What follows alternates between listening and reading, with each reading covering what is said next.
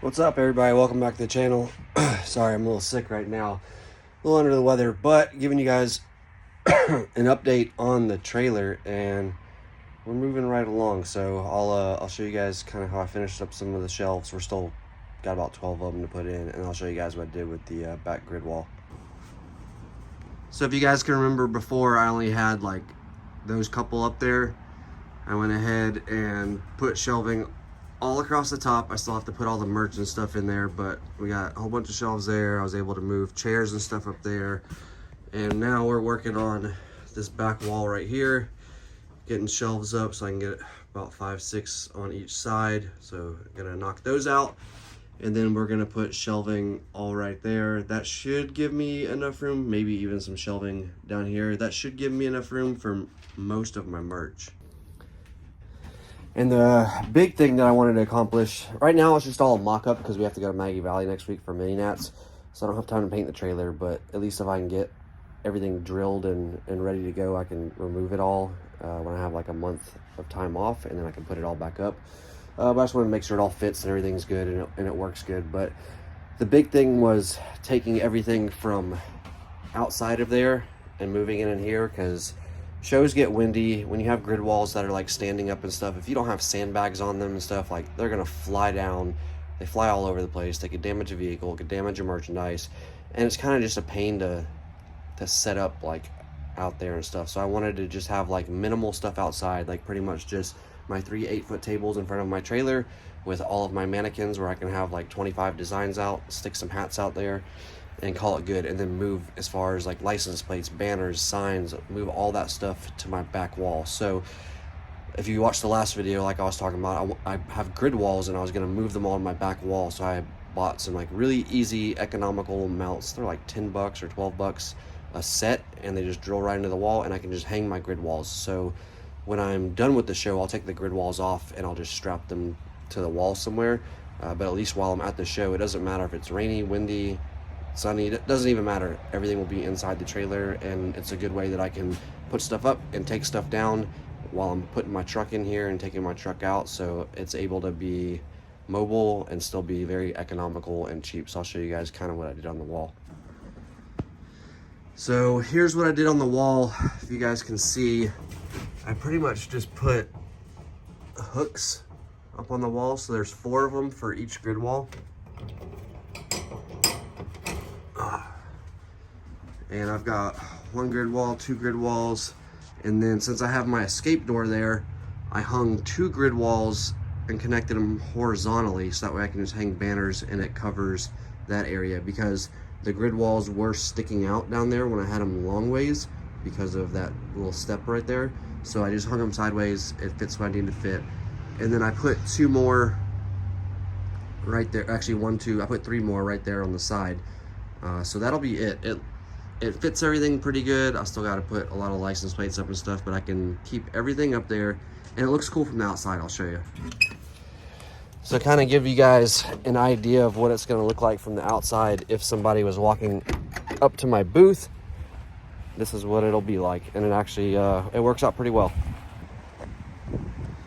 So right there, I'll have 1, 2, 3 8-foot tables. I'll have all my mannequins up with like 25 designs. And then looking at my booth, it looks just like this. So you can see everything. So if somebody's like walking up to my booth, I obviously have to move all this stuff right there. But it's good.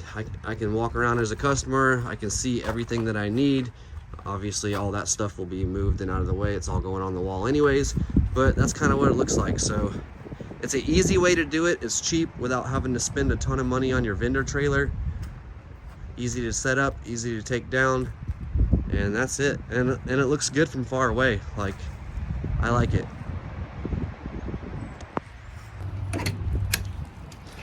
And yeah, like I said, it's economical. So a lot of these like vendor trailers and stuff, they're $30,000, $40,000, $50,000, and you can't even fit a truck inside of them because they have like shelving and stuff everywhere.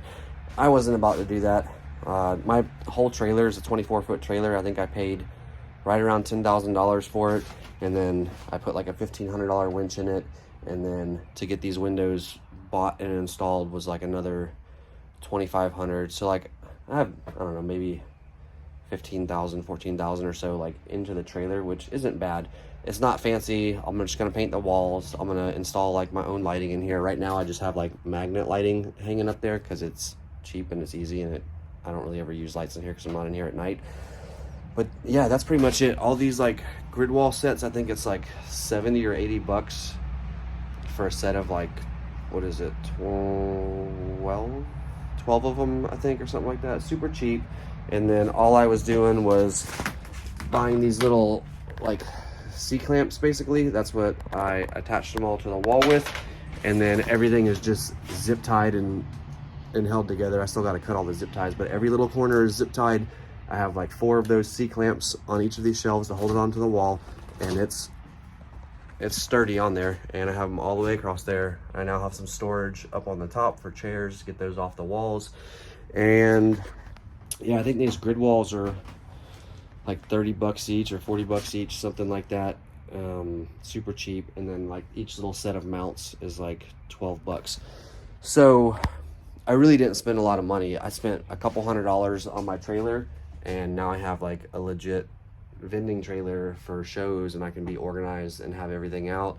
And at least now I can have all my merch sitting right above me, so when somebody asks for a certain size, I can just grab and go out of my trailer, and it's good. And then if I ever decide to like sell the trailer for any reason and upgrade to like a bigger one or something like that, it's very easy to remove all of this stuff off the walls, and I don't leave anything behind except a bunch of little bitty holes, which doesn't matter because somebody could like fully fab up these walls with like nice walling or something like that anyway. So I'm not leaving any permanent damage or anything like that, and I can move to a different trailer without messing this up at all. Everything I have in here is like little E-track brackets and shelves and stuff to go up there. So getting everything done. I still have to put E-tracks and stuff on the floor, which I'll get to that eventually. But yeah, for right now, I'd say a couple more hours in this trailer today, and then we are ready for Maggie Valley.